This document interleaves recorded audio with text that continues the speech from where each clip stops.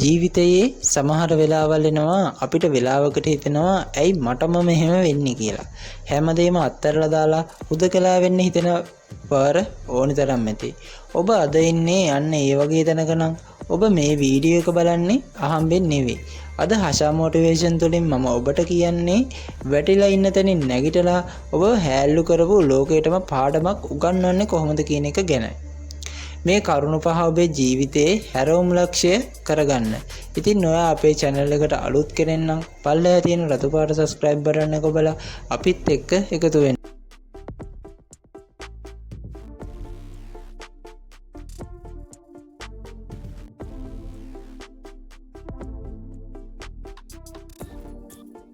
ඉතින් මම මේ වීඩියෝ එක කතා කරන පළවෙනි කාරණේ තමයි අන් අයගේ මතය ඔබේ සීමාව කරගන්න එපා. ගොඩක් වෙලාවට අපේ හීන මැරෙන්නේ අනුන් මොනවා හිතයිද කියන බයටයි. මිනිස්සුන්ට පුළුවන් ඔබ විවේචනය කරන්න විතරයි.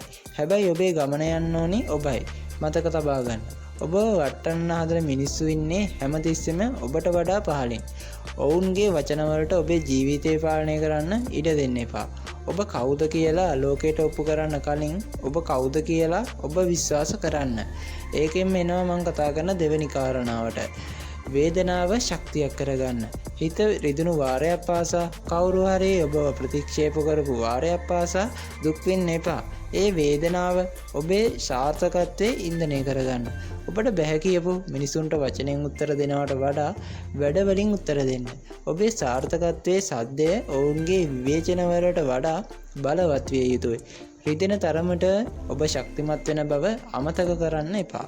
ඒකෙන් එනවා මම කතා කරන තුන්වෙනි කාරණාවට. අතීතයේ තුල සිරනවන්න. වෙච්ච වැරදි අහිමි වුණු අවස්ථා ගැන හිත හිතා ඉන්න එකෙන් වෙන්නේ ඔයාගේ වර්තමානයත් නැති වෙන එක විතරයි. අතීතය කියන්නේ පාඩමක් මිසක් ලැබුම් ගයක් නෙවෙයි. එතනින් ඉගෙනගත්තු දේ විතරක් අරගෙන අද දවසේ අලුත් ආරම්භයක් ගන්න. ඔබ අද කරන දේ මතයි ඔබේ අනාගතයේ තීරණය වෙන්නේ. අතීතයේ ධම්මයන් වලින් මිදීලා නිදහසේ හිතන්න පුරුදු වෙන්න. මම මේ වීඩියෝ එක කතා කරන හතරවෙනි කාරණේ තමයි තනිවම නැගී සිටීමට ඉගෙන ගන්න. සමහර සටන් තියෙනවා අපිට තනිවම දිනන්න වෙන. උදව්වට කවුරුත් එනකම් බලාගෙන ඉන්න එපා. අන් අය මත යැපෙන එක නතර කරන දවසට ඔබ ඇත්තටම බලවත් මිනිසෙක් වෙනවා. ලෝකයේම ඔබ අත්හැරලා ගියත් ඔබ ආත්ම විශ්වාසය ඔබ ළඟ තියෙනවා නම් ඔබට ඕනම ගේමක් කහන්න පුළුවන්. තමන්ගේම හයියෙන් නැගිටින මනුස්සයාට මුළු ලෝකෙම ගරු කරනවා. ඒකෙම එනවා මම කතා කරන අවසාන කාරණාවට අවසානයේ දක්වා සටන් කරන්න. පරාජය කියන්නේ වැටෙන එක නෙවෙයි. වැටිලා ඉන්න එකටයි. දවසකට එක අඟලක් හරි ඉදිරියට යන්න. සාර්ථකත්වය කියන්නේ වාසනාව නෙවෙයි. ඒක ඔබේ නොපසුබට උත්සාහයේ ප්‍රතිඵලයක්. ප්‍රශ්න බාධක මැද්දේ වුණත් මම අත්හරින්නේ නැහැ කියන තැන ඉන්න. අමාරුම කාලයකට පස්සේ තමයි ලස්සනම කාලේ උදා වෙන්නේ. ඒ වෙනකල් ඔබේ සටන නතර කරන්න එපා. යාළුවනේ, ජීවිතය කියන්නේ ඔබ හඬවන තැනක් නෙවෙයි. ඔබ හදන තැනක්. අද ඔබ විඳින පීඩනය හෙට ඔබේ ඔටුන්න බවට පත් වේවි. කවදාවත් ඔබ ගැන හිතන තියෙන විශ්වාසය බිඳ ගන්න එපා.